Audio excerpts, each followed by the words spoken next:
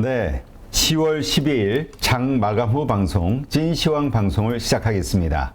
오늘 함께 하실 분은 신한투자증권 황유현 PB팀장님. 네. 안녕하세요. 네, 안녕하십니까. 자, 네, 오늘 일단 뭐라 그럴까? 내가 요즘 우리 그 증권, 우리 출연진들도 그렇고 증권회사 직원들을 보면은 이렇게 하나의 문장으로 쓴다 그러면 너덜너덜해지는 네, 그런 표현을 쓸 정도로 어지러지. 되게 힘들어 하더라고. 네. 오늘도 시장이 플러스로만 끝나긴 했지만 되게 힘든 장이죠. 네, 장중의 변동성도 굉장히 심했고 장중에 나온 뉴스들이 굉장히 좀 다양하게 나왔었죠. 그리고 왜 오르지 하는 종목들도 꽤 있었고 뭐 명분이 있었던 종목들도 있었는데 오늘 뭐 중소형주 대형주 할 거 없이 이제 좀 장중 변동성이 굉장히 좀 컸습니다. 이제 내일이 옵션 만기일이다 보니까 그 영향들이 좀 있기는 하는데 저랑 같이 이제 몇몇 분들 계속 이야기하지만 한국 증시가 예전에 이제 레버리지가 좀 더 컸을 때는 그 파생시장이 전세에서 이렇게 규모 1위였거든요.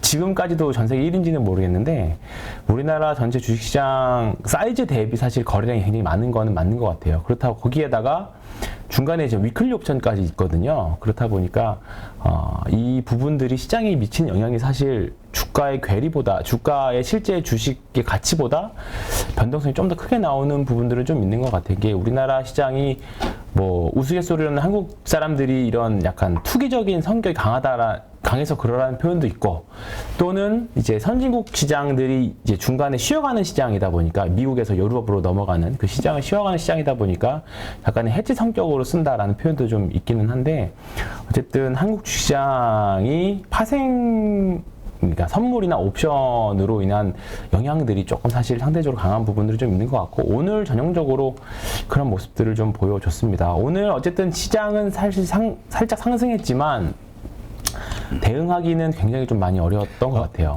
왜냐하면 일단 시장 수급 상황도 안 좋았었고 그 다음에 일단 우리 주변 환경 자체가 악재투성이잖아요. 악재투성이. 네. 좋은 상승할 만한 요소가 하나도 없어요. 일단 오늘 결과가 상승했으니까 오늘 상승했던 이유를 이렇게 좀 적어봤는데 대략적으로 지금 제가 적어봤습니다. 네.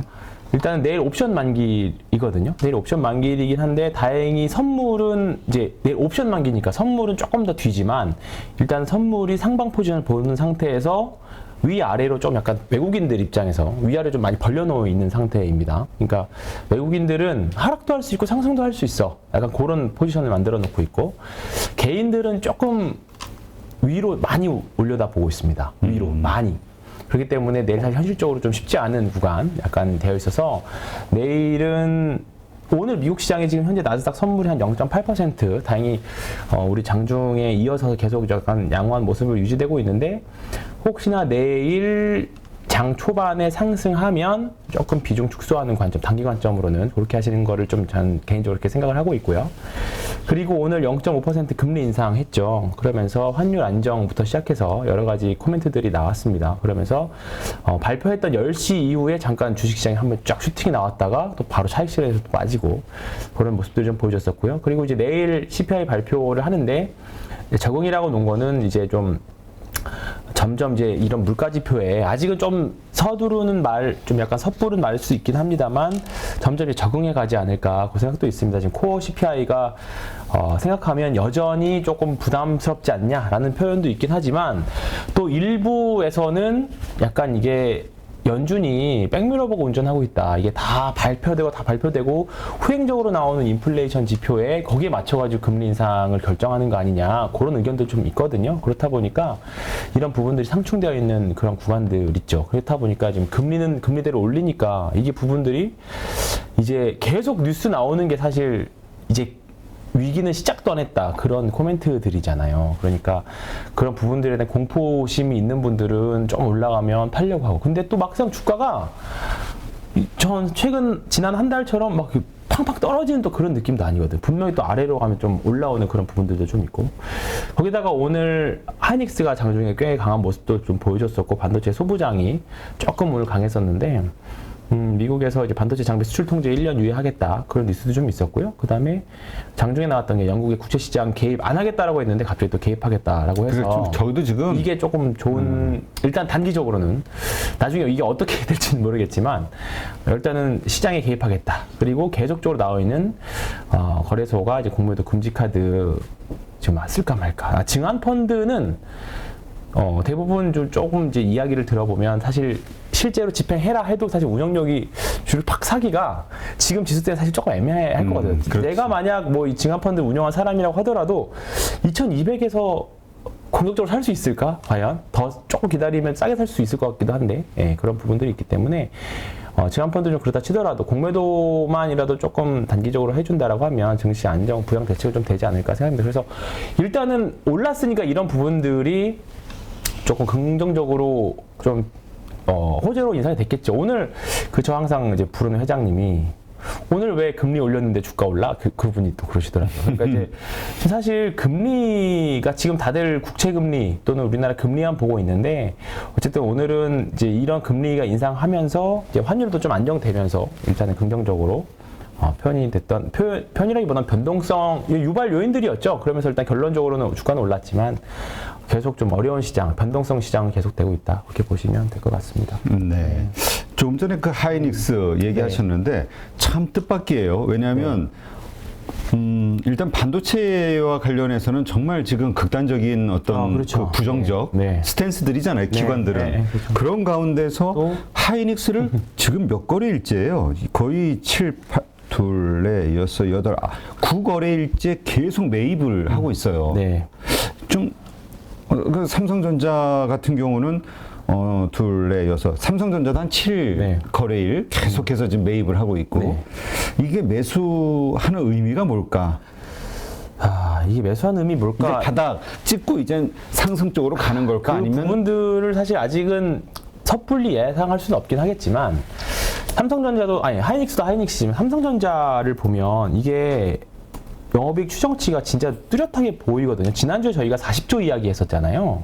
일주일 전에. 근데 벌써 추정치 평균이 40조를 깨고 내려왔습니다. 지금 37조까지 보이시려나요? 지금 37조까지 깨고 내려왔는데요. 보시면 저희가 이게 처음 했을 때 58조 막 이랬었어요. 60조 가까이 됐는데 지금 이게 37조 됐죠. 근데 요때에도 2019년도에도 마찬가지였습니다. 그러니까 계속 그러니까 과거 사례가 이번에도 맞을지는 모르겠지만 올해 영업이익 추정치가 지금 여기도 올해도 점점 떨어지기 시작해서 48조가 됐죠. 그리고 지금 내년이 37조가 됐습니다. 근데 지금 이때 2018년도에도 2019년도 영업이익 추정치가 60조가 넘었다가 점점 떨어져서 결국 27조로 마무리가 됐거든요. 그러니까 이 부분이 이제 마무리가 될 수 있다라는 이제 좀 생각들이 나오기 시작한 거라고 봅니다. 지금 뭐 삼성전자 같은 경우에는 뭐 감산 생각 전혀 없다. 계속적으로 이제 생산하겠다. 그런 이제 코멘트들이 계속 나오고 있는데 어쨌든 삼성전자하고 하이닉스가 이런 부분들이 사실 우리나라 전체 수출이나 우리나라 전체 영업이익도 마찬가지지만 계속 사실 전체 다 깎아먹고 지금 영업이익 추정치 다 떨어지는 부분들이 사실 이쪽이잖아요. 하이닉스랑 삼성전자. 그렇죠. 네.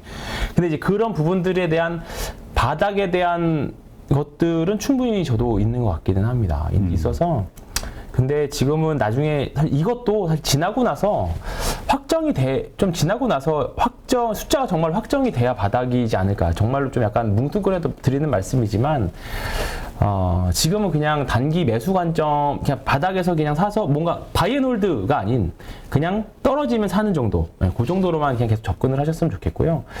다만 이제 그 업황 바닥에 대한 생각은 확실히 조금 있는 것 같기는 합니다. 근데 앞서 여기서 쭉 내려왔던 예를 들어서 하이닉스가 12만 원, 13만 원대에서 쭉 빠질 때 이 위에 다 매물들을 얹고 있는 거거든요. 그렇죠. 네.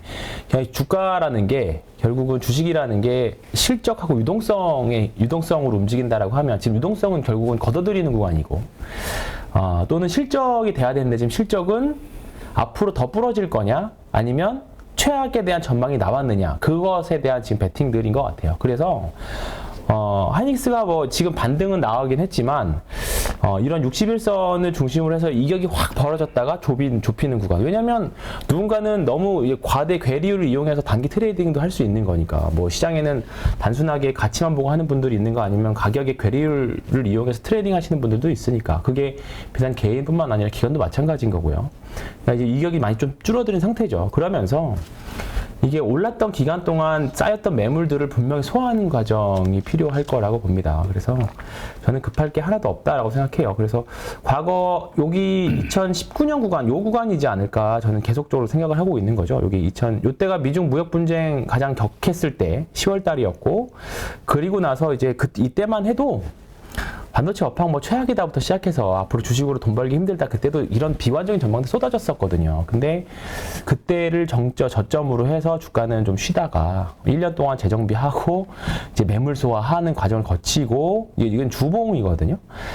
거치고 나서 이제 때가 되면 이제 코로나 때 한번 딱 터졌다가, 만약 코로나가 없었다라고 하면 뭐 위아래 오르락 있었지만 좀 약간 완만하게 움직이지 않았을까? 네, 그리고 나서 또 하락하는 사이클이 또 나왔었겠죠. 근데 코로나 덕분에 주가가 약간 눌렸다가 폭발적으로 올라갔다가 지금은 이제 거의 2년에 걸쳐서 지금 주가는 하락하고 있죠. 이제 주가는 다시 예전 코로나 직전 주가까지 떨어졌잖아요. 그러니까 이제 이 과정, 요 구간이라고 생각을 하면, 한 지금 장기적으로 여기 위에 있는 장기 이평선들이 내려오면서 시간이 걸리면서 이제 매물 소화하는 과정이 필요하겠죠. 또는 주가가 확 V자로 올라가면서 여기 있었던 저항들이, 이거 삼성전자, 하이닉스 다 마찬가지입니다. 대부분의 주식들 다 대형주 마찬가지로 생각해요. 위에 물려 있는 저항들이 오면 다들 본전이면 팔아야겠다고 생각하는 거거든요.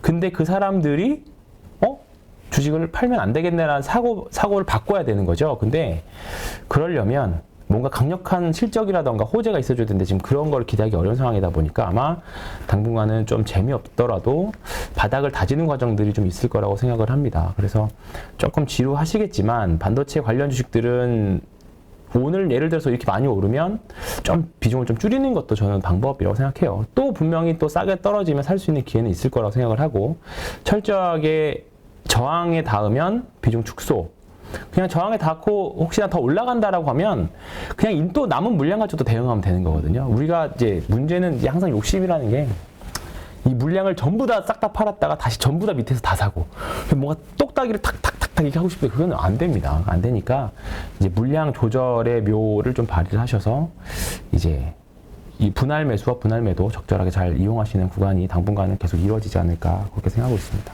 네. 하여튼 오늘 외국인이 2,354억 매수했는데 거래소에서, 네. 이게 보니까 전부 하이닉스, 삼성전자, 네, 그렇죠. 그리고 기아인 것 같아. 여기에 몰려서 한국 항공우주도 좀 있네. 네. 이게 그러니까 특정 종목들에 이렇게 집중이 되네. 그러니까 골고루 사는 게 돌아가면서, 근데 또 돌아가면서 해요. 돌아가면서. 돌아가면서. 네, 그러니까 계속 순환매이기 때문에 어떤 한 종목을 집중적으로 패길 때도 있지만 며칠 전에 또 2차 전지만 또 엄청 사고 그랬었잖아요. 그런 것처럼 어쨌든 실적이 완전히 바닥이던가 아니면 이제 실적이 좀 지금부터 좋아지는 것들, 삼성바이오로직스도 저는 마찬가지라고 생각하거든요. 네, 그런 종목들 지금 계속 순환매장이고 변동성 장세니까 너무 한 종목에 지금 치우치기에는 사실 조금 너무 대응하기는 좀 어려워요. 왜냐면 오늘 만약에 소부장 하이닉스 비중이 높으신 분들이라고 하면 당연히 시장 대비 분명히 계좌 잔고가 분명히 많이 올랐겠지만 오늘 건설주도 강했었고, 그렇죠. 그랬다고 했지만 또는 시장 오늘 오른 섹터가 또 덜 오른 섹터들 쪽으로 좀 주식을 갖고 있었다라고 하면 좀 상대적으로 소외되는 섹터들 그런 게 있습니다. 근데 이거를 여기저기 쫓아다니다 보면 이게 잘 맞추기만 하면 사실 이런 장에서는 사실 조금 더 수익을 많이 낼 수 있겠죠. 근데 이게 쉽냐고. 네, 만약에 오늘 하이닉스 올라서 하이닉스를 따라 샀어요. 근데 내일은 하이닉스가 안 가고 예를 들어서 자동차 섹터들이 상대적으로 내일 세게 올라. 그러면 내일 하이닉스 떨어지고. 근데 내가 어제 판 거는 자동차를 또 팔았어. 그러면 이게 잔고도 잔고 문제지만 약간 멘탈적으로 좀 힘들어지거든요. 그러니까 그런 부분들을 우리가 퐁당퐁당을 잘하면 좋긴 하지만 당퐁당퐁 되지 않게 내 턴을 잘 못 맞추겠으면 그냥 가만히 앉아서 관망하자. 기다려 내 턴. 내 순서 올 때까지. 그렇죠. 내가 가진 종목이 한번 튀면 그때 뭐 매도 한번 하시고 뭐 그런 식으로 가는 게 일단 좋을 것 같아요. 일단은 계속적으로 지금 IMF에서도 그렇고 계속 성장률을 계속 낮추고 있거든요. 그래서 미국이 내년 성장률이 1% 유지되고 있긴 하지만 유로존도 1.2에서 0.5, 뭐 독일도 0.8에서 마이너스 0.3, 한국이 2.9에서 2.1, 뭐 이러다 보니까 어쨌든 지금 전반적으로 성장률이 계속 내년까지는 어쨌든 안 좋습니다. 근데 이제 이게 과연 내년에 저점을 찍고 올라가느냐, 그리고 계속 지금 시장의 변수로 지목되고 있는 금리 인하 사이클이 과연 언제 오느냐이잖아요. 사실 지금은 당장은 예전에 뱅크 오브 아메리카에서 미국 10년물 국채금리가 4%를 찍으면 시장이 바닥에 나올 거다라고 했는데 이제 좀 터치를 했잖아요. 했기 때문에 과연 맞을지 안 맞을지 모르겠지만 어쨌든 지금 구간에서는 그런 전략이 낫다. 그리고 조금 올라가면 현금을 가지고 있는 것도 마음이 굉장히 편하실 겁니다. 네, 알겠습니다. 하여튼 그 반도체주 네. 우리가 정말 그 지난주서부터 이게 고점이 아닐까? 저점, 네. 저점 확인이 아닐까? 네. 이런 얘기를 했었는데 정말 그 시그널이 네. 맞는 것 같아요. 기관에서 매도 리포트 나오고 목표 주가 내리고 네. 뉴스에서는 막 안 좋다 쏟아지고 그렇습니다. 거기가 바닥이었구나.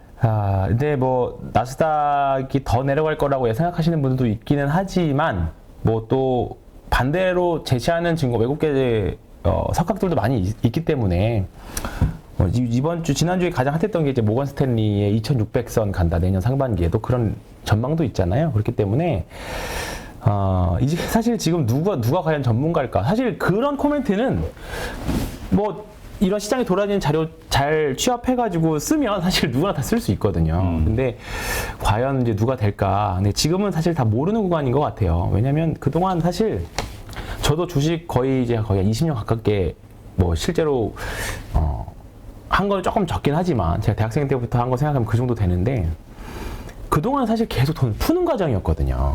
그리고 과거에는 금리 인상기 때 주식들이 항상 올랐었어요. 금리 잠깐 조정이 있었더라도. 근데 이번부터 사실 뭔가 다 돈을 거대하게 빨아들이고 다시 흡수하고 그 다음에 금리 인상기 때도 주가가 우리 예상대로 움직이지 않았고 그다음 또 전쟁이라는 또 특수한 변수도 좀 있었고 그다음 코로나 이후에 또 다른 세상을 우리가 또 이제 마주한 시기이기 때문에 지금 구간에서는 사실 대응이 쉽지는 않지만 예상하기는 더 어려운 구간인 것 같습니다. 그래서 잘 모르겠으면 내가 가진 종목들, 지금 싼 종목들, 뭐 예를 들어 시총 대비 현금을 엄청 많이 갖고 있는 종목들, 오늘 몇몇 종목들은 그런 식으로 해서 많이 급등한 종목들이 나오기 시작하거든요. 그런 종목이요? 뭐예요? 네. 현금 네. 보유가 많은 기업들? 네. 난 삼성전자밖에 안 떠올라. 그렇죠.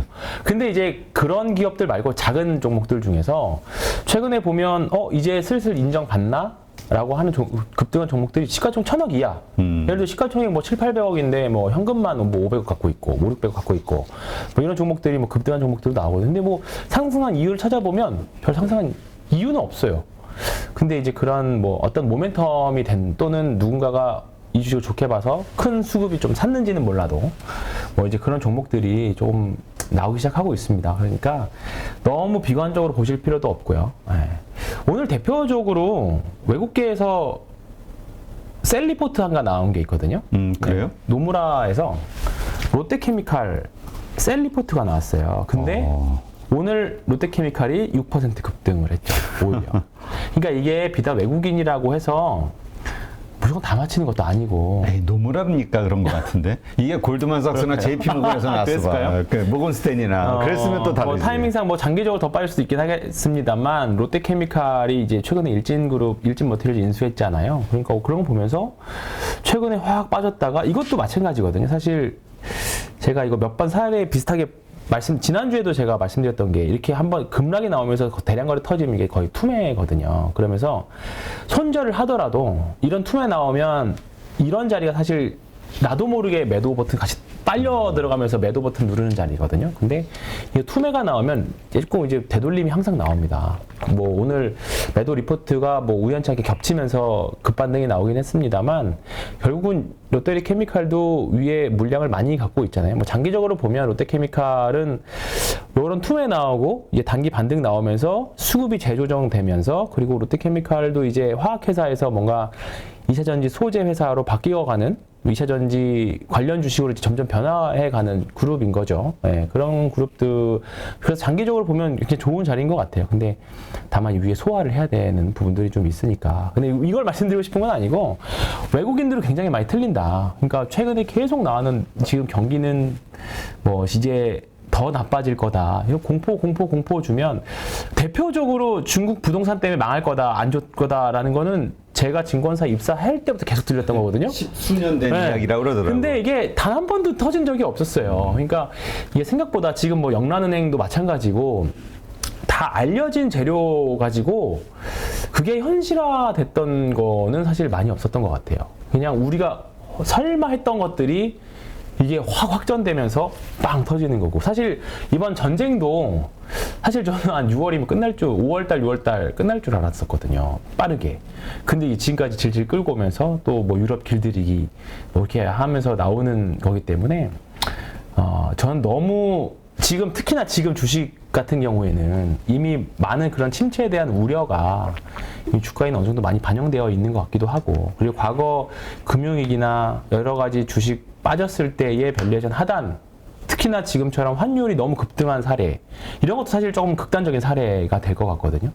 이런 구간에서는 사실 좀 버티시기만 하면 좀 되지 않을까. 최근에 많은 분들 또는 이제 지난주에 이제 여러 가지 SNS 메신저로 이제 뭐 정말 계속 잘 해왔던 운용사들의 뭐 편지들이라던가 손님들한테 쓰는 편지들이라던가 제 주변에도 주식을 꽤 크게 해서 주식으로 큰 돈 버시는 분들 보면 다 죽을 맛입니다. 지금 다 죽을 맛인데 다들 그건 알아요. 지금 바닥이 어딘지는 모르지만 한 6개월에서 1년 잘 버티면 분명히 먹을 폭이 되게 크게 많이 보이는데 그 기간이 너무 불확실한 그러니까 그리고 무서우니까. 힘들고 그런 부분들에 대한 고민인 거예요. 저도 어제 사실 술 많이 마셨는데 뭐야 이럴 때일수록 정신을 바짝 차리고 있어야지. 적당히 먹었습니다. 그래서 먹었는데 그분은 이제 바이오 투자자예요.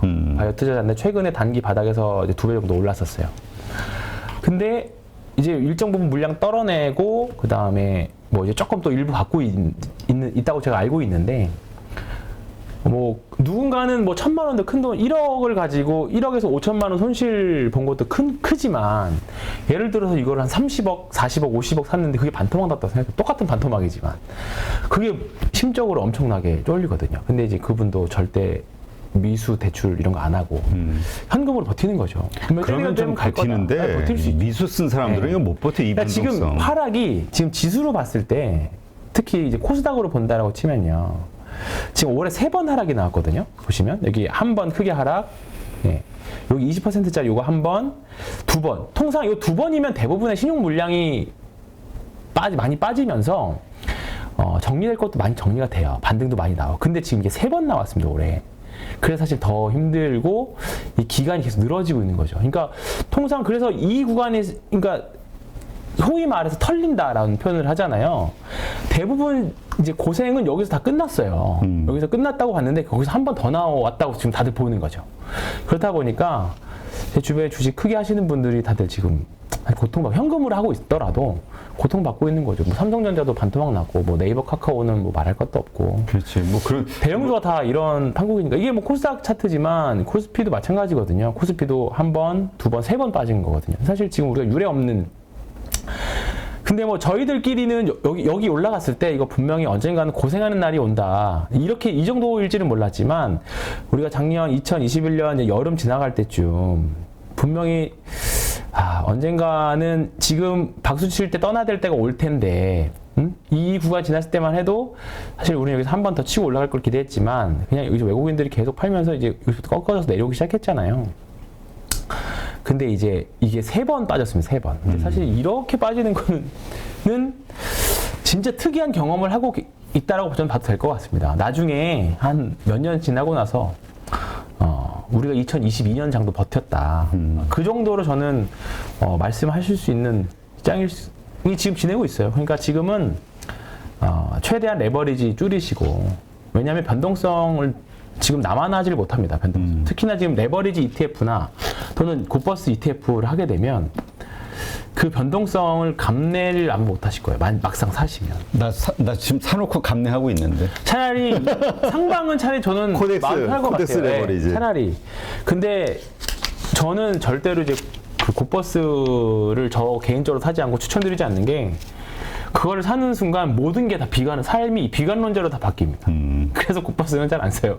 왜냐면 일단은 내가 그거를 100만 원어치를 사더라도 일단은 그게 올라가려면 세상이 망하는 쪽으로 가야 되잖아요.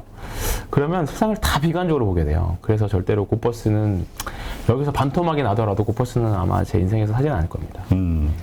하여튼 그렇습니다. 네. 그러니까 이게 그 뭐라 그럴까 결국 이 주식은 심리 게임이다. 심리 게임이에요. 이 말이 맞는 맞아요. 것 같아요. 심리 그러니까 게임입니다. 네. 내가 기본적으로 멘탈이 그러니까 주식이라든가 변동성에 대해서 완전히 무심한 어떤 성향을 갖고 네. 있다면 괜찮지만 그래서 거의 없거든. 그게 쉽지가 그러니까 않고. 네. 그런 환경을 만들어야 되는데 그 첫 번째가 미수 안 쓰는 거. 그렇죠. 자기 돈 대출 안 받고 자기 돈 가지고 여유 있게 그렇죠. 안 되면 맞습니다. 에휴, 나중에 팔지 혹은 자식에게 물려주지 이런 돈 해야 맞습니다. 이기는 것 같아. 네. 더구나 지금같이 변동성 심할 때 만약에 대출을 쓰면 버티기가 너무 힘들 그렇죠. 것 같아요. 네. 네. 네. 그렇습니다. 네, 하여튼 우리 가족분들 좀 명심하시고 또 이렇게 상황이 며칠 좋다 보면은 마음이 풀어지면서 네. 아유 그래 아직 이제 본격적으로 오를 테니까 좀 이때 네. 신용 좀 쓸까 이런 생각 할 수 네. 있거든요. 또 네. 사람이니까 이거를 억눌러야 되는 것 네. 같아요. 맞습니다. 자, 근데 우리 조금 전에 롯데케미칼 얘기가 나오긴 네. 했는데 포스코홀딩스하고 네. 이게 약간 요즘 그 소재 기업으로 맞습니다. 탈바꿈하는 네. 과정인 것 같아요. 그리고 거기에 대한 미래 가치를 믿는 분들이 많아지는 것 같고. 네, 그래서 어제 카카오 어떻게 되냐 이제 회장님 한 분 또 오셔서 고민을 하시더라고요. 카카오를 많이 들고 계시네요. 네, 뭐 그리고 몇 개 LG 그룹주들 몇 개 있고 그렇긴 한데 그래서 제가 어제 추천을 드렸던 게 장기적으로 추천을 포스코 홀딩스를 추천을 드렸어요. 그러니까 사례를 제가 어떤 걸 드렸냐면 최근에 이제 하나솔루션이 보면 이제 상대적으로 시장 대비 지금 계속 강한 모습을 보여주고 있거든요. 오늘도 시장에서 그래도 강한 모습이 나왔었고.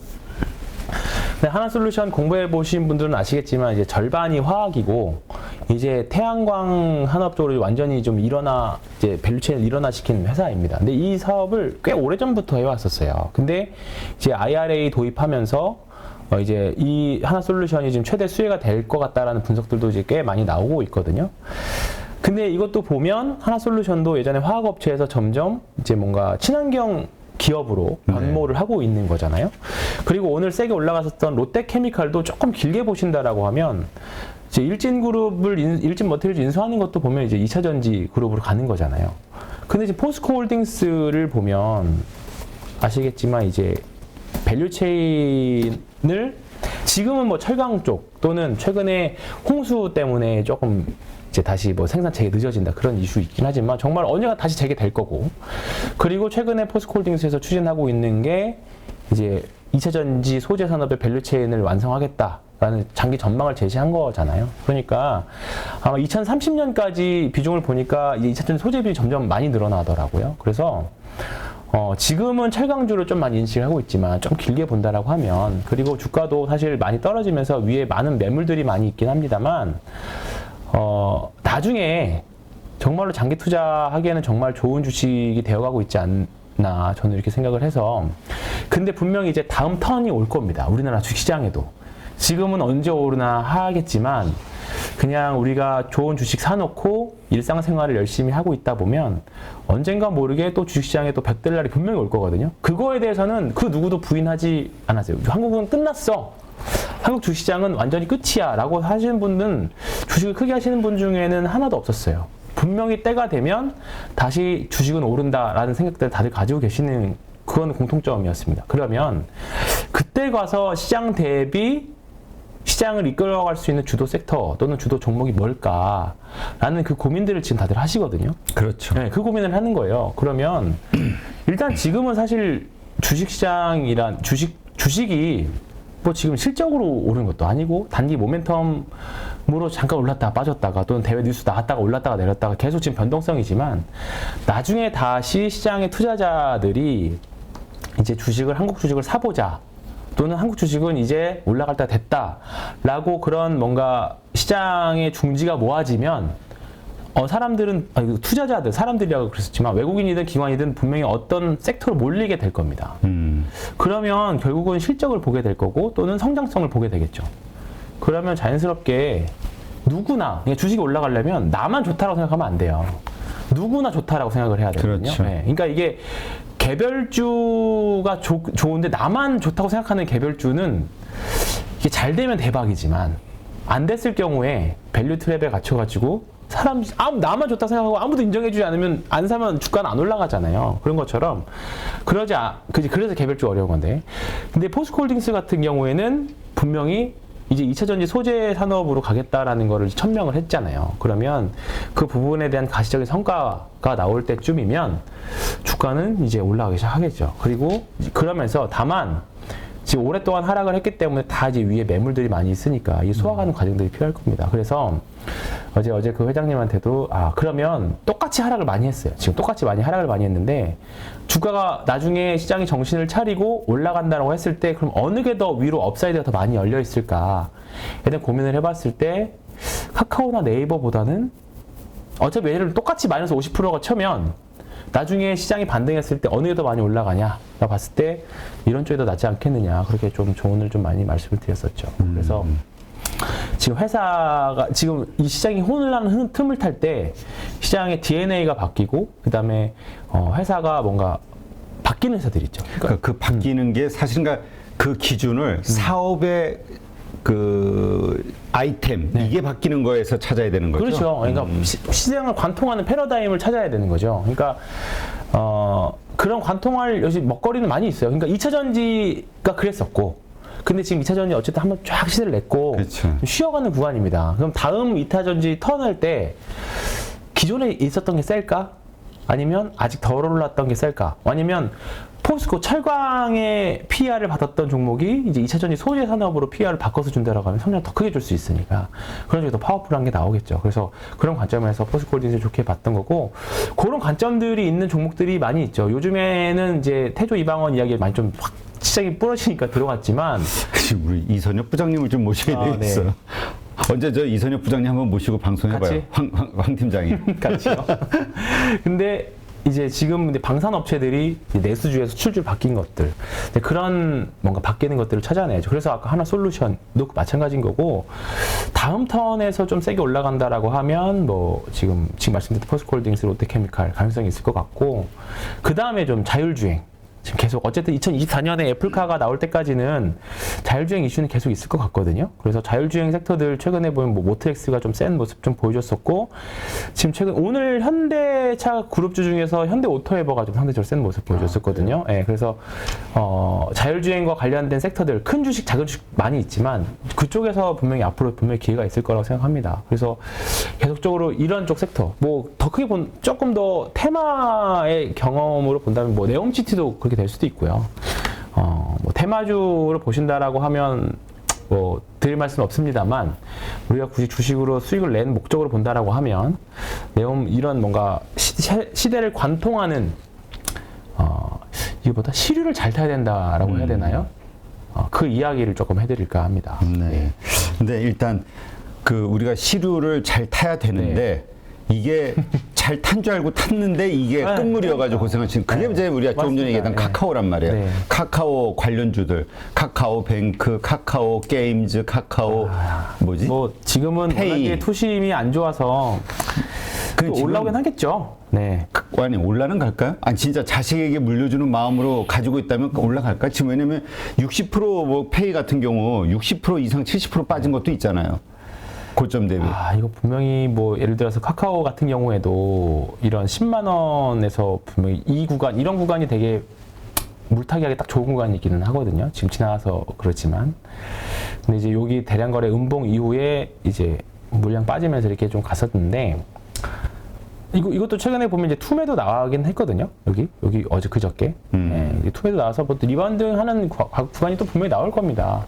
그러다가 일정 부분 시장의 심리가 조금 안정이 되면 바닥을 잡는 구간이 나오겠죠. 그리고 분명히 또 바닥 저가 메리트라는 이슈로 좀 분명히 반등이 리바운딩이 나오긴 할 거예요. 근데 앞서 말씀드렸던 종목들하고 비교해 봤을 때 장기적인 관점에서 본다라고 하면 사실 지금은 나는 내가 카카오를 갖고 있어서 좋게 보는 게 내가 갖고 있어서 좋게 보는 건지 진짜 다른 사람들도 좋게 보는 건지 이런 거는 사실 뭐 뉴스 검색만 해봐서 사실 알 수 있는 부분들이니까 이런 부분에 있어서는 똑같이 시장이 반등해서 올라간다라고 했을 때 나는 어떤 거를 만약에 갖고 간다면 갖고 갈래 라고 생각하면 좀 답은 나오지 않을까. 그러니까 이럴 때 어떤 분들은 차라리 네이버로 종목 교체를 해야 되는 거 아니야? 같이 빠졌을 때 그렇죠. 이런 얘기 차라리 하시는 분도 있긴 같은 해요. 플랫폼에서 한다라고 하면. 네, 근데 이게 우리가 돌이켜 보면 그 카카오가 상승했을 때 그 논리, 와 계열사 상장에 뭐가 또 해 뭐가 네. 이게 상승의 이유가 됐었는데 네, 지금은, 지나놓고 보니까 네. 그래서 이제 껍데기야 이런 얘기가 나와 버리거든요. 이게 그러니까 이제 시류 그 다음에 시장 상승의 논리, 그다음 시장의 분위기 여러 가지 것들이 중요한 것 같아요. 그래서 어쨌든 지금은 아닌 거는 뭐 보유하신 분들이 있다라고 하면 가슴 아픈 이야기이긴 하지만 지금은 확실히 아닌 구간은 맞습니다. 다만 뭐 리바운딩은 충분히 나올 수 있는 자리까지 떨어졌다고 생각하는데 조금 만약에 계속 난 이건 죽어도 안 팔 거야 라고 생각하시는 분들이라고 하면 좀 이제 멘탈적으로 각오를 하시고 예를 들어서 뭐 좀 팔았다가 아니 좀 샀다가 일정 부분 반등 나오면 뭐 산 부분만 좀 잘라내고 뭐 그런 식의 전략이 있어야 되겠죠. 네. 하여튼 네. 어려워요. 상황이에요. 네. 그러니까 이게 쉽지 남의 일이 아니 남의 일이란다. 그 다른 사람에게는 그렇게 쉽게 얘기를 했어도 내가 막상 맞아요. 그 상황이 되면 그게 쉬운 게 아니에요. 이게 확정을 짓는다는. 그리고 또 하나는 그렇게 팔아서 그 이상 손해를 메꿀 만한 주식에 대한 확신이 있으면 괜찮은데 살 만한 주식에 이게 또 더군다나 없거든. 요즘 같은 시장에는 그게 확신이 없는 거죠. 내가 이거 팔아도 다른 주식 사도 또 똑같이 물릴 것 같은데 곧지 못하러 팔아 이렇게 된 거죠. 그러니까 지금은 일단은 시장이 어느 정도 진정될 때까지는 아무것도 안 하시는 게 일단 1번일 것 같아요. 하다가 시장이 어느 정도 턴할 때 또는 시장이 이제 우리나라 영업액 추정치가 예를 들어서 뭐 사실 좀 이제 하향 조정되는 것도 완료가 되고 지금 같은 경우에는 사실 환율이 올라서 환차 이익을 기대할 수 있는 부분인데도 불구하고 영업액 추정치가 떨어지고 있다는 거거든요. 지금 어쨌든 그 부분들이 더 크게 더 깎여나가고 있다는 거예요. 이 부분들이 일단 진정이 될 때까지는 시간이 좀 필요할 것 같아요. 그래서 지금은 이런 플랫폼 주식을 갖고 있다라고 하면 가슴 아프시겠지만 일단은 다른 종목들 공부하시면서 좀 약간 다른 기회를 좀 보시는 게 낫지 않을까 생각합니다. 네. 자, 그다음에 삼성바이오로직스 오늘 흐름이 좋았는데 맞습니다. 네. 네. 어쨌든 삼성바이오로직스는 최근에 9월 달에는 이제 시장이랑 같이 밀려서 빠지긴 했습니다만 계속 우리가 얘기했었던 80만 원대 가까지 빠른 회복을 지금 해주고 있었죠. 사실 그래서 그 9월 달에 하락하기 전에 여기서 8월 중순부터 해서 이제 갈 길 가는구나라고 생각을 했는데 어쨌든 시장이랑 같이 연동해서 대형주다 보니까 움직이긴 했었죠. 그리고 어저께 이제 4공장 완공됐다. 이제 완전히 돌아간다. 뉴스가 나왔습니다. 그래서 삼성그룹주 중에서 이제 요건 연간 추정치인데요. 이제 삼성바이오로직스는 어쨌든 영업이익 추정치가 계속적으로 올라가고 있습니다. 뭐 올해 그리고 내년에 이제 글로벌 제약사들의 이제 오리지널 약들이 많이 완료가 되고 그 약을 이제 복제약들을 많이 생산을 할 거기 때문에 그런 부분에 대한 기대가 많이 있는 부분들이기도 하고요. 그래서 일단 지금은 뭐 삼성바이오로직스는 차라리 지금 신규 진입은 사실 내일 하락하면 좀 사볼 만할 것 같고요. 분할로. 차라리 아니면 아예 여기를 뚫고 올라갔을 때 좀 비싸게 사더라도 그런 구간에서 사는 게 좋을 것 같은데 이게 단순하게 삼성바이오로직스가 센 이유를 보면 지금 3분기에 지금 우리가 그때도 한번 몇 달 전에는 제가 바이오보다는 제약 쪽이 좀 더 낫지 않겠느냐라고 말씀을 그렇죠. 드렸었잖아요. 근데 지금 3분기 쪽으로 들어오면서 실적 모멘텀들이 바이오 쪽, 그러니까 신약을 개발하는 회사들이 사실 상대적으로 실적 모멘텀들이 생겨나고 있습니다. 그래서 지금 제가 모든 증권사의 제약바이오 리포트를 본 건 아니지만 바이오, 제약, 의료기기 순으로 지금 실적 모멘텀이 발생하고 있는 것 같거든요. 의료기기 같은 경우에는 뭐 진단키트 이런 거니까 사실 지금 코로나 이제 종식에 대한 이야기까지 나오기 때문에 진단키트 이제 모멘텀은 사실 의료기기는 사실 좀 덜한 것 같고, 지금 삼성바이오로직스, 그다음 셀트리온 헬스케어 뭐 이런 쪽, 그다음에 뭐 작은 제약바이오 섹터 중에서는 뭐 대웅제약, 그리고 오늘 좀 많이 올랐던 HK 이노엔 뭐 이런 종목들 보시면 포트에는 제약바이오 sek터, 뭐 바이오가 무서우시면 제약 쪽이라도 하나 정도는 편입하고 계시는 것들. 특히 오늘 SK 바이오팜이 장중에는 조금 세게 빠졌었거든요. 근데 그러다가 결국 막판에 제 아래 꼬리를 달고 쭉 올라왔어요. 이것도 사실 좀 이격이 많이 벌어지고 최근에 이제 거래량들이 좀 많이 나오고 있는데, 굳이 근데 저는 뭐 주가가 빠지니까 뭐 이렇다라고 말씀드리지만, 이거는 쭉 사시면 좀 충분히 해결할 수 있는 종목입니다. 물론 여기 보시면 다 위에 다 저항입니다. 그렇죠. 네, 저항인데 지금 뭐 8월 달에 조금 올라가는 척 하다가 이제 9월 달에 또 한번 세게 맞았거든요. 근데 뭐 상패나 뭐 그런 데 종목은 아니기 때문에 충분히 저가 매수 또는 신규 매수했다가 한번 올라가면 반등했다 하면 또 샀다가 뭐 그런 정도의 작업. 그러니까 정배열이 역배열이 정배열이 될 때까지는 그런 류의 작업들, 또는 아예 뭐 사실 대시세는 역배열에서 나온다라는 말이 있었던 것처럼 여기가 최저점일 수도 있는 거죠, 나중에 가서. 그게 아니라고 하면 저는 조금 더 사셔도 된다라고 생각은 하고 있기는 한데, 일단은 뭐 제약바이오 섹터들은 어떤 종목이 됐든지 간에 한두 종목 정도는 뭐 삼바라도 또는 셀트리온 시리즈라도 좀 변동 좀 심하지만 하나 정도는 갖고 있으셔도 되지 않을까 생각합니다. 근데 하여튼 바이오주에 대해서는 또 위험하게 네. 보시는 분들이 많아서 그래서 그럼, 우리가 이제 네. 제약주 실적이 백신이 그렇죠, 되는 그렇죠. 제약주를 이야기했는데 네. 지금 흐름을 보니까 또 바이오주의 흐름이 네. 또 괜찮은 건 또 괜찮아요. 근데 안 좋은 건 또 안 좋잖아요. 그 바이오주 할 때마다 그래서 하는 분들이 네. 위험성을 경고하는 이야기로 꺼내는 게 신라젠이란 말이에요. 네. 신라젠 지금 어떻게 됐죠? 진짜 방금 뉴스 아 그래요? 속보 나왔어요? 거래 재개. 신라젠. 진짜 다행입니다. 저거 거래 정도 내일부터 됐으면 거래 재개네요. 거래 재개. 내일부터. 거래 그 상장 폐지됐으면 저거 여의도에서 아마 폭동 났을 건데 어쨌든 사실 오늘 그래서 신라젠과 관련 주식들이 이제 좀 급등도 했었거든요. 그리고 최근에 보면 상장 폐지에 대해서 굉장히 좀 관대하게 좀 봐주겠다라는 좀 뉴스들도 계속 있었고요.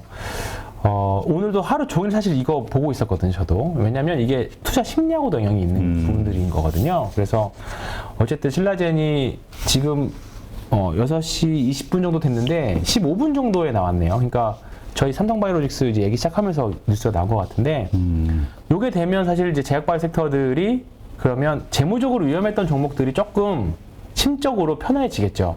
그래서 아마 투자 심리에 투심에 굉장히 영향이 있을 거라 생각하고, 내일은 좀 제약바이오 섹터 전반적인 온기를 한번 기대해 보셔도 될 것 같습니다. 네. 네, 다행이네요. 진짜 2년 5개월 만에. 최근에 근데 보면 거래 정지 2년 막 이렇게 된 종목들 많이 있거든요. 우리가 또 이러니까 또 이 포인트 모바일 될 겁니다. 얘기를 안 할 수가 조금만 없어. 기다려보세요. 그것까지. 우리 네. 쉿? 네. 뭔가 있는데 쉿? 그래서 다행이네요. 예, 신라젠이 2년 5개월 만에 거래가 되네요. 정말로 다행입니다. 알겠습니다. 네. 신라젠 시총이 난 이거 좀 그렇게 크지 않은 줄 알았는데 지금 보니까 지금 1조 2천이죠. 1조 예전에 2천억인데 근데 엄청 높았었죠. 시총 대장까지 이게 갔었나? 15만 원까지 갔었네. 네, 이게 12,000원으로 주가 기준 했을 때 1조 뭐 이렇게 나오는 건데 이건 돈이 그럼 그렇습니다. 이게 몇 조입니까? 한 10몇 조가 날아갔다는 얘기 아니에요, 지금? 네. 그렇습니다. 여기 투자하시는 분들 얼마나 속쓰리겠어요. 네. 자, 2천만 원으로 30억을 번 투자자 이야기. 이건 뭐 좋은 의미입니까? 좋은 의미. 네. 아니, 이게 전형적인 한국 주식시장의 특징을 좀 오늘 이야기를 좀 했었는데, 제 손님 중에 한 분인데 자기 어렸을 때 엄청 가난했다라고 하시더라고요. 해서 이제 공부 열심히 해가지고 이제 돈도 모아서 한 건데, 이제 제가 말씀드리려고 핵심이 뭐냐면, 이분은 좀 약간 재무 쪽에 좀 많이, 회계 쪽에 많이 밝으신 분이에요. 네, 많이 밝으신 분인데, 자기가 그 과정에서 이제 그 과거에 이제 좀 이제 자산을 크게 번 과정에서 종목들이 많이 있었을 거 아니에요. 근데 그 중에서 많이 없어졌다고 그러더라고요. 그러니까 이제 한국 주식시장 진짜 어려운 주식시장이고, 상장 폐지된 것들이 있었다. 그렇죠. 나는 그때는 분명 좋다라고 해서 정말 큰 수익을 내고 팔았는데 지금 몇 년 지나고 그 주식 없어져 있더라. 아찔하겠네. 자기가 들고 있었던 거니까. 네, 그죠. 근데 당시에는 진짜 좋다고 시장에서 다 인정하고 했지만 결국은 주식시장이 올라가서 지금 보니까 없어졌다더라. 그러니까 나중에 가서 보면 상장 폐지된 것도 있고 재무적으로 그때는 좋았었는데 없어지고. 네. 그러니까 지금 되게 큰 시세를 내고 있는 주식들도 나중에 이제 한국 주식이 그만큼 이제 어렵다라는 걸 말씀드리고 싶은 것 같아요. 그래서 이분이 뭐 어떤 말씀하셨냐면 되게 체념한 듯한 말투로 이렇게 한 주식은 다 팔자라고. 이게 공부 아무리 많이 해봤자 운이 굉장히 중요하다. 자기가 만약에 운이 없었으면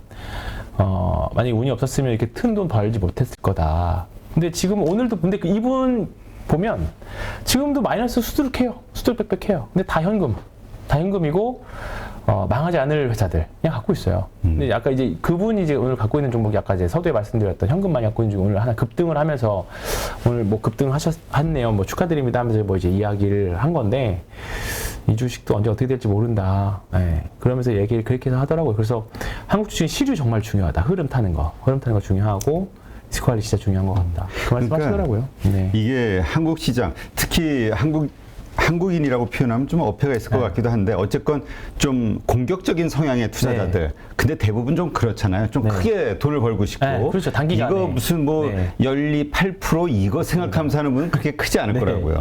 그러다 보니까 자꾸 급등할 수 있는 주식을 찾게 되고 그쵸. 그러다 보면 그 맛을 한번 보게 되면 그 다음에 손해를 보더라도 자꾸 그런 주식만 맞습니다. 찾아서 한 방에 만회하고 싶은. 그러니까 신라젠도 사실 제가 예전에 한번 이제 거래량으로 이제 접근하면서 말씀드린 적 한 번 있었잖아요. 신라젠도 이제 그런 패턴이 딱 보였었거든요. 이게 2017년, 18년 제가 지금 있는 센터 말고 목동 센터에 있었을 때 이 구간 2만 원대, 3만 원대였었습니다. 근데 이제 바닥에서 거래량이 나오고 하는 게 보니까 이게 분명히 그리고 나서 이제 내용을 봤더니 이제 관련된 이제 표적 치료제, 표적 항암제가 내용에 나오면서 이때 당시 지금이야 제약바이오가 굉장히 힘들고 어렵고 투기적이고 그런 말씀들을 하지만 요때 있죠. 2018년 상반기 이때는 2017년 하반기부터 2018년 상반기까지는 이때는 제약바이오 아닌 거는 주식이 아니었어요. 제약바이오만 주식이었습니다. 그때는.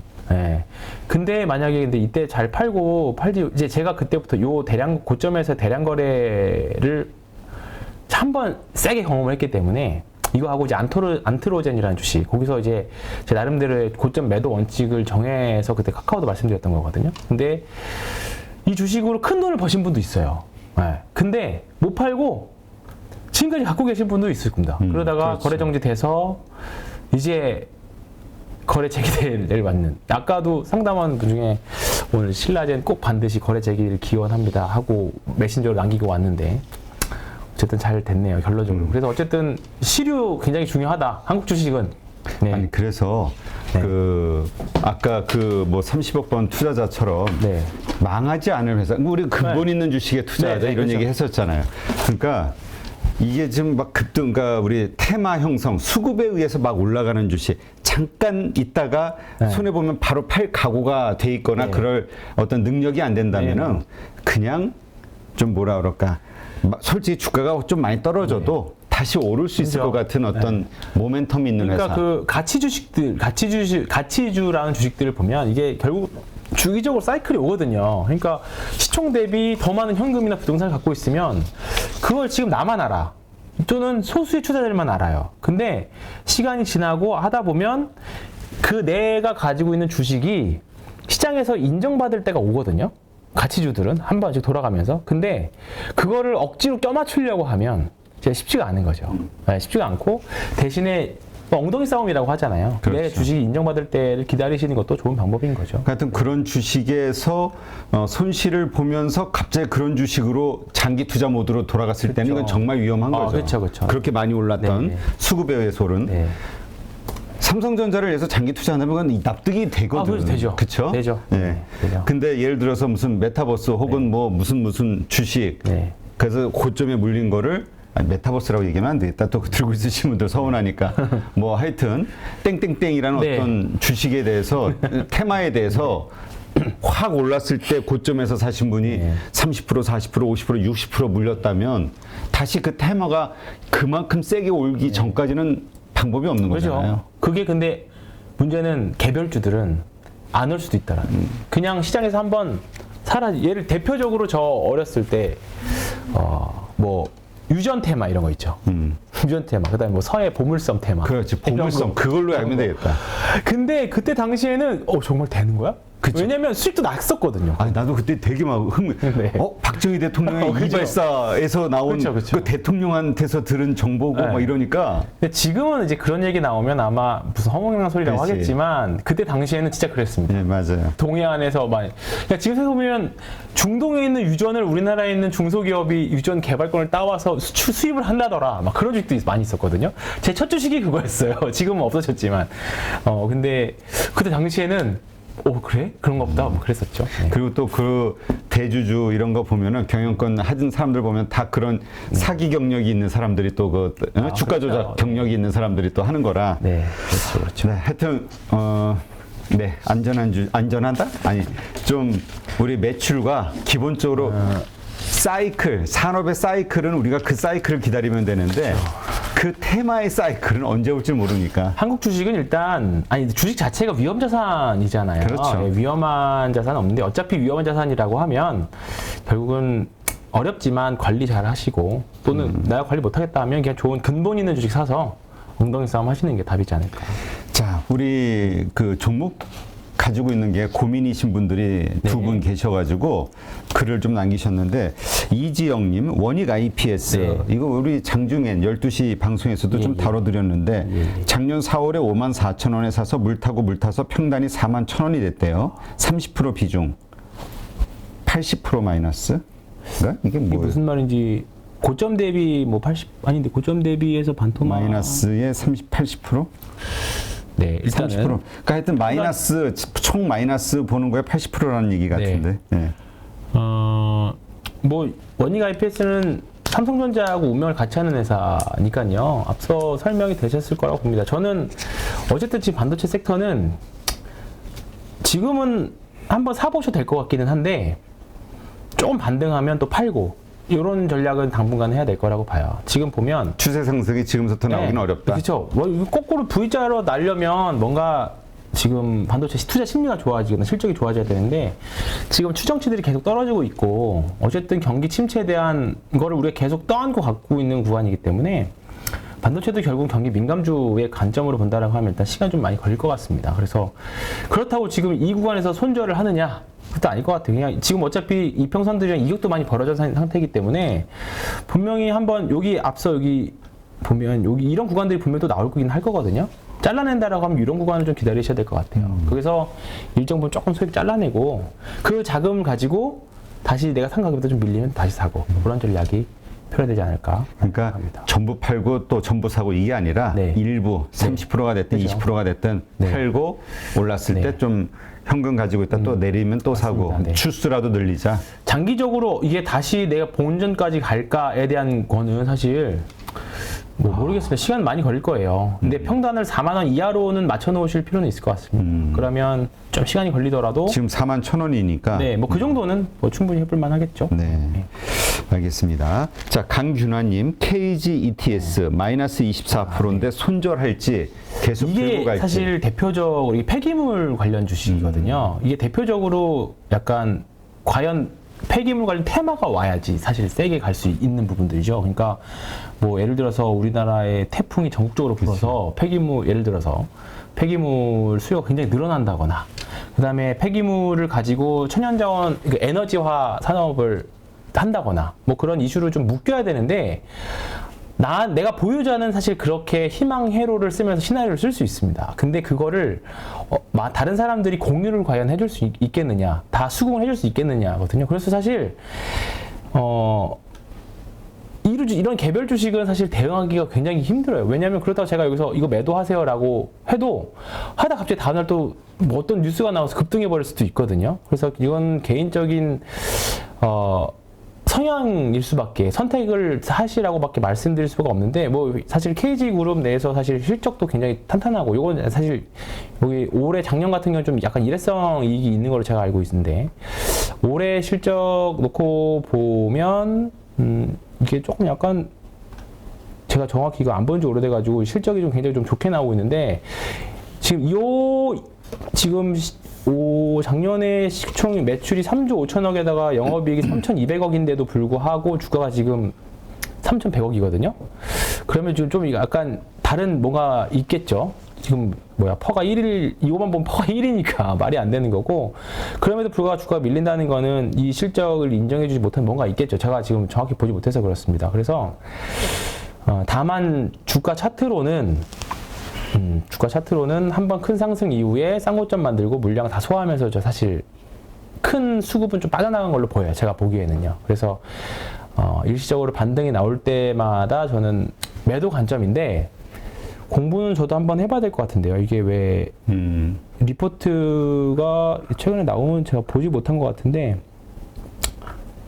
근데 보통 반등이 나오면 매도를 해보겠다 일부. 네. 그 얘기하는 그 반등은 어느 정도 나왔을 때. 왜냐면 한 5% 반등해도 반등은 반등이니까. 그렇죠. 근데 이거 시간적인 거를 어느 정도 반등을 두느냐가 다를 것 같은데요. 일지적 반등이라고 하면 사실 한 보름 전이었던 10,000원 정도. 그러니까 단기 저항선을 설정할 수밖에 없어요. 분명히. 바로 그 위에 저항선. 네, 여기서 한 10%나 20% 팔고, 만약에 뚫고 올라가면 다음 저항선에서 또 한 10%, 20% 팔고. 왜냐면 팔고 나서 올라갈 수도 있지만 떨어질 수도 있잖아요. 그러면 그렇지. 판 자금 가지고 다시 또 밑에서 사고. 네. 요 폐기물 테마나 이게 실적 차트만 놓고 볼 수 없는 게, 실적을 좀 더 분석해봐야 되겠지만, 만약에 저 실적을 인정받을 수 있는 주식이라고 하면 또 언제든지 갑자기 또 급등 나올 수도 있는 거거든요. 다만 뭔가 이제 시세를 돌리려면 이 바닥에서 거래량이 좀 크게 나와줘야 될 것 같아요. 네. 뭔가 크게 좀 나와줘야 시장에서 돌릴 수 있는 여지가 좀 있지 않을까. 오늘 작은 종목 중에 동양파일이라고 하는 종목이 있는데요. 요런 거거든요, 사실. 이것도 보면, 이 주식도 보면 정말 이 구간 얼마나 피말렸겠습니까? 이 구간 투매 나오잖아요. 네. 근데 바닥에서 거래량이 빵 터졌거든요. 사실 이 건설 기자재인데, 사실 오늘 이 특별한 이유가 뭐가 있을까 봤는데 특별한 이유 사실 없었어요. 근데 오늘 단기 급등이 이제 3일 연속으로 나왔어요. 그러니까 이런 그림을 사실 조금 희망회로를 돌릴 수밖에 없는. 네. 그렇습니다. 왜냐하면 지금 건설도 부동산도 사실 좋지 않은 구간인데도 불구하고 종목들은 나왔으니까, 만약에 이러면 이런 데서 분할매도 하는 거죠. 근데 만약에 KG ETS도 어떠한 이슈로 인해서 급등이 만약에 나온다.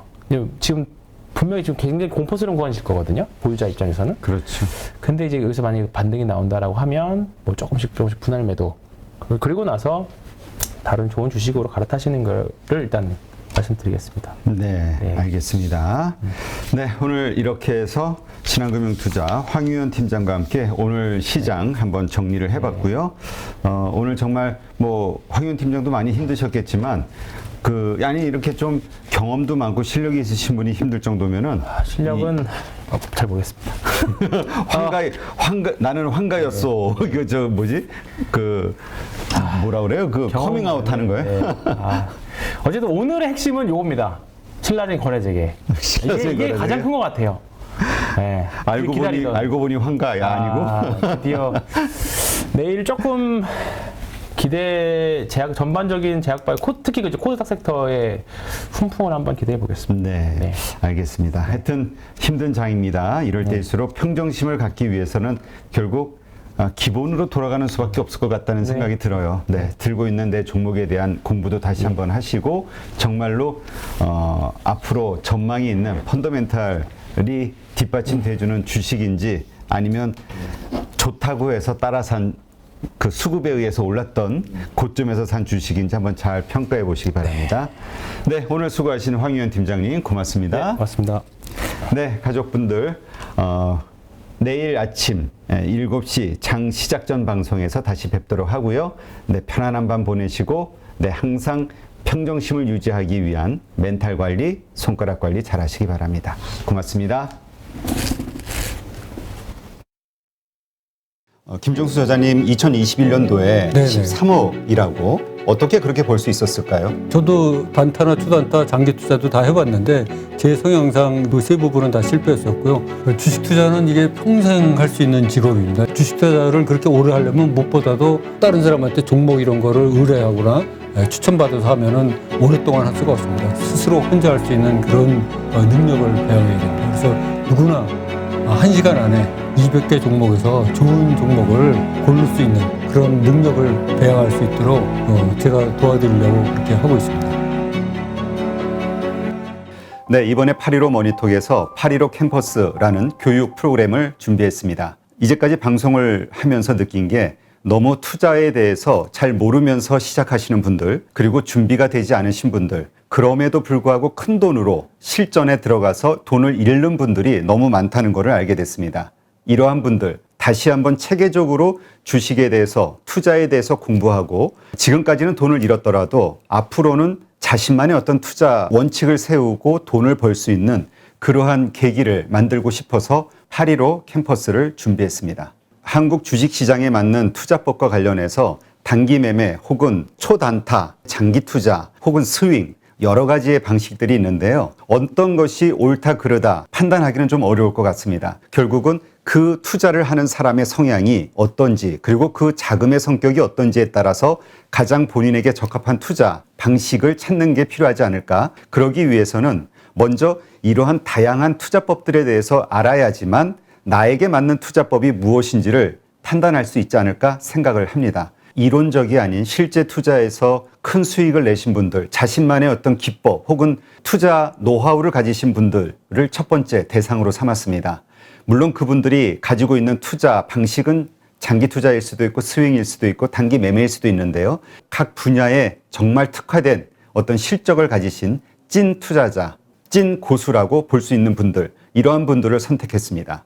그리고 전체적인 주식시장에 대한 이해, 그리고 투자자들의 심리, 특히 한국 주식시장의 데이터들을 훤히 알고 있는 거시적 관점으로도 시장을 바라볼 수 있는 애널리스트, 이코노미스트들도 8.15 캠퍼스와 함께 합니다. 이번 8.15 캠퍼스에서 첫 번째로 준비한 교육 프로그램은 2021년 시장 정말 힘들었습니다. 많은 분들이 공감하실 텐데요. 그 시장에서도 매달 1억 이상의 수익을 올리신 13억 이상의 수익을 낸 찐 고수시죠. 단기 매매로 그러한 수익을 내신 분입니다. 이분의 특징은 자신만의 원칙으로 종목을 발굴하는 기법을 가지고 계시다는 거죠. 이분의 교육은 단기 매매를 통해서 수익을 내고자 하시는 분, 그리고 현재 그렇게 투자를 하고 있지만 손해를 보고 있으신 분들, 이런 분들이 자신만의 단기 매매 투자 원칙을 확립하는 데 큰 도움이 되지 않을까 생각합니다. 네, 요즘 우리 김정수 저자님 인기가 아주 커지고 있는데요. 네. 댓글 보니까 깡통 형님으로 불리시더라고요. 예. 어떻게 인기 체감하고 있으신가요? 아, 예. 저도 뭐 댓글도 보고 전화도 여러 번 많이 받았습니다만은 제 책을 그 10번 이상 읽었고 유튜브를 뭐 몇 번씩 보셨다는 분들도 계셔가지고 무려 그 200만 횟수가 넘어갔고 오늘자로 보니까 230만 횟수를 돌파했습니다. 그리고 제가 다니는 헬스장까지 찾아오셔가지고 자기를 제자로 받아달라 뭐 이러신 분까지 계셔가지고 예, 한편으로는 당황스러웠고 한편으로는 고마웠습니다. 네. 이번에 교육과정을 만드시죠? 네네. 가지고 계신 그 투자의 노하우를 네. 정말 제대로 전달하기 위해서 네네. 좋은 프로그램을 만드는데 네네. 이유가 특별히 있으실까요? 아, 이제 주식 투자는 이게 평생 할 수 있는 직업입니다. 지금 워런 버핏도 90살이 넘으셔도 왕성하게 활동을 하고 계십니다. 그 주식 투자는 마우스만 클릭할 수 있는 힘이 있으면 누구든지 나이가 100세가 넘어서도 할 수 있고 우리 젊은 사람 기준으로 봤을 때는 앞으로 최소한 뭐 3, 40년 이상, 50년 이상 할 수 있기 때문에 주식 투자를 그렇게 오래 하려면 무엇보다도 다른 사람한테 종목 이런 거를 의뢰하거나 추천받아서 하면은 오랫동안 할 수가 없습니다. 스스로 혼자 할 수 있는 그런 능력을 배양해야 됩니다. 그래서 스스로 할 수 있는 능력을 배양하도록 그렇게 책을 썼고 또 유튜브에서도 여러 번 이제 나와서 했는데 그것만으로 조금 부족하고 디테일한 부분을 자세히 설명 못하는 부분들이 있어갖고 제가 이 프로그램을 끝까지 성실하게 이수하시면은 누구나 1시간 안에 좋은 종목을 고를 수가 있고 또 나만의 필살기를 갖추어가지고 평생 그 낚시를 즐기면서 할 수 있는 그런 바탕을 마련해주고자 하고 있습니다. 그래서 깡통을 무려 12번이나 쳤지만 13번째 성공하고 14년대 무려 13억 이상의 돈을 번 제가 확신을 가지고 여러분을 도와드릴 테니까는 여러분도 저를 믿고 같이 따라와 주시면 좋은 결과가 있을 것으로 이렇게 생각이 됩니다.